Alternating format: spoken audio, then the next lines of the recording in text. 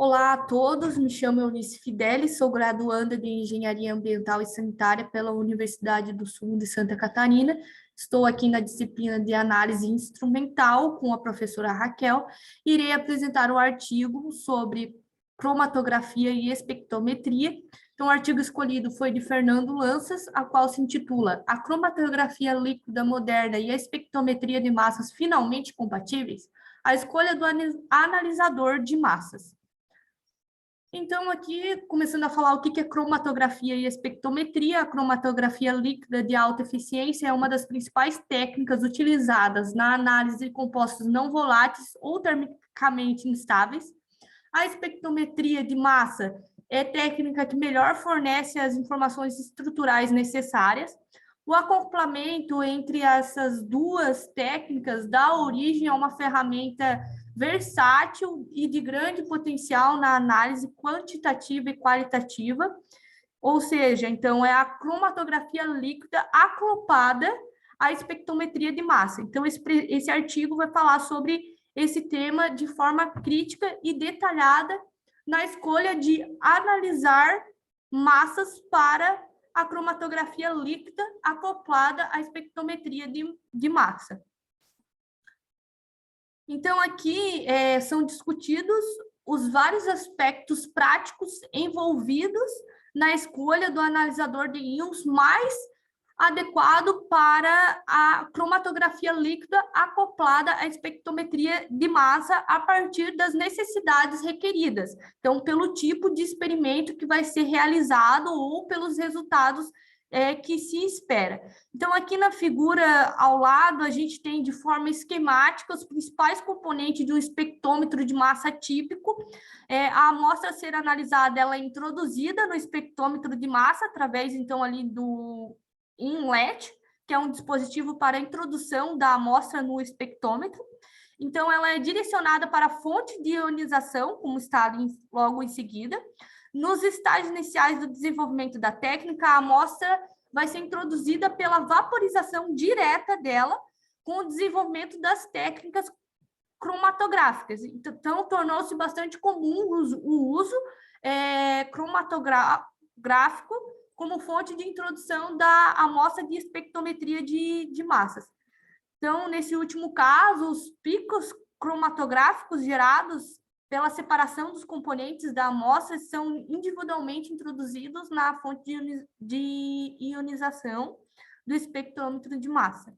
Então, para gerar os íons e eles serem posteriormente separados no analisador e encaminhados para detecção e quantificação, então vai ser utilizado, sempre é utilizado, né, um software apropriado, um computador que ele efetua os cálculos e gera os espectros de massa a serem impressos e comanda todas as funções do espectrômetro. Então, dentre os principais componentes do espectrômetro de massa, a gente tem o analisador de massa, que possui relevância particular, pelo fato de ele ser responsável pela separação ou ausência de íons, de acordo com a relação existente na massa, e cargas, então a razão de cada íon. As características da construção e operação ele vai diferenciar de um analisador para outro, assim, dependendo dos seus benefícios e limitações. Uma vez que exige uma grande diversidade de analisadores de massa, a escolha mais apropriada deve ser efetuada considerando a sua aplicação. Então, a faixa de massa desejada, o desempenho, a resolução da massa, o custo também desse analisador, desse equipamento. Em função desses fatores, então, exige-se um analisador de massa que ele seja ideal para todas as aplicações, conforme descrito por Brunet e conforme está mais explicado nesse artigo, como aqui eu estou só apresentando um resumo para não passar do tempo de apresentação de 10 minutos. Então, aqui a gente começa falando dos analisadores de massa, certo? Que ele tem o efluente da coluna de cromatografia líquida, que após ser ionizado, geralmente a pressão atmosférica, esses analisadores de massa, eles separam os íons de acordo com a relação existente entre suas massas e cargas, podendo ser de diferentes princípios e construções e operação. E eles discutem os seguintes principais aspectos desses analisadores. Discutir isso será o enfoque desse artigo. Então, a gente começa falando do analisador de massa baseado em setor elétrico e magnético, que é um esquema simplificado de um espectrômetro de massa de duplo foco ou duplo setor elétrico e magnético. Aqui a gente vê uma imagem desse analisador. Então, ele vem sendo aplicado, mas a sua principal vantagem desse equipamento é que ele utiliza setor elétrico e magnético como analisador de íon. Ele tem alta resolução e exatidão de massa, porém, ele tem um elevado custo e complexibilidade, tá? Mas ele possui uma velocidade limitada de varredura e sensibilidade baixa quando operado em resoluções elevadas. Tem potenciais problemas de acoplamento com, então, a cromatografia líquida. A gente tem um analisador de massa do tipo quadrúplo, então ele é um esquema de espectrômetro de massa típico evidenciado às 4 barras que constituem um analisador do tipo quadrúplo. Ele é o analisador de massa mais popular no momento, devido à sua simplicidade, o seu preço relativamente baixo, ele tem boa linearidade em análises quantitativas e facilidade de serem entendido e operado. A gente tem um analisador de massa do tipo Ion Trap, como a gente tem as imagens deles aqui. Esse é um eletrodo que forma a parte principal de um analisador do tipo Ion Trap. Então, o eletrodo central é utilizado para aprisionar os íons, enquanto os outros dois eles servem para focalizar a entrada dos íons provenientes da fonte de ionização do eletrodo central, e outro para facilitar a saída e direção dos íons. Então, ele também tem um custo relativamente baixo, ele é comparável com o do quadrúplo que eu acabei de falar anteriormente. A gente tem os analisadores de massa do tipo Time on Fly, TOF, tempo de voo. Então, aqui em cima a gente tem a imagem de cima, ele está fora de operação, e a imagem de baixo é ele em operação. Então, a gente consegue ver aí a curva, trajetória dos íons provocado pelo refletor. Então, ele possui elevada resolução, boa acessibilidade, velocidade de varredura muito rápida, e é importante para picos cromatográficos estreitos. Possui bastante, exige eletrônica bastante sofisticada, né? Bom controle de tempo e de energia inicial e distribuição espacial dos íons. Sua aplicação é bastante ampla, especialmente quando se fala que é necessário uma alta resolução. A gente tem um analisador de massa baseado em transformador de Fourier, conforme a imagem ali abaixo, sistema de aceleração ortogonal e reflector, podendo operar, então, no modo de cromatografia líquida acoplada à espectrometria de massa, utilizando o quadrúplo apenas como filtro de massa, ao invés de analisador, ou seja, ele é aplicado apenas para radiofrequência. Então, aqui a gente tem duas imagens, a qual explica aqui o funcionamento de cada um deles. Então, na primeira imagem, a gente tem um íon antes e depois do processo de excitação. Então, a gente mostra aqui a órbita ciclotrônica percorrida. Na letra A, os íons aprisionados oscilam com amplitude térmica baixa e coerente, e na letra B, aqui, a excitação varre os íons em órbita eletrônica coerente, e na letra C, um pré-amplificador e um digitalizador pegam os potenciais induzidos na célula.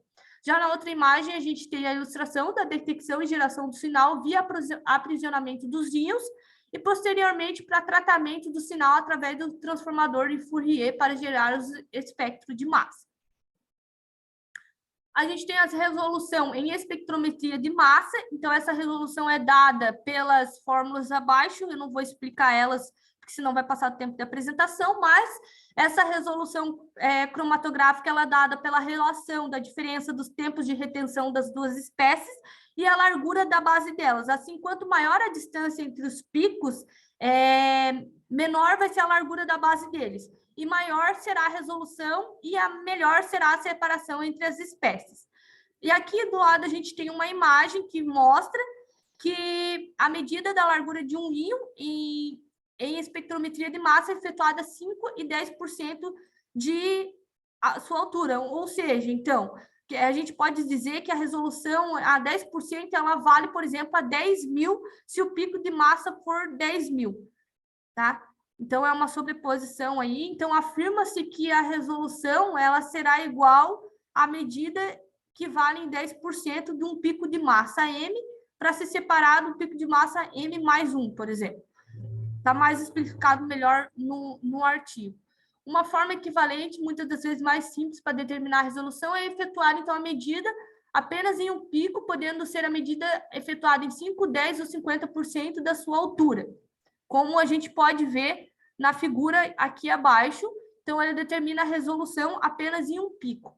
Então, aqui na tabela, a gente tem valores típicos de poder de resolução. Então, aqui depende do tipo do analisador e o poder de resolução típico.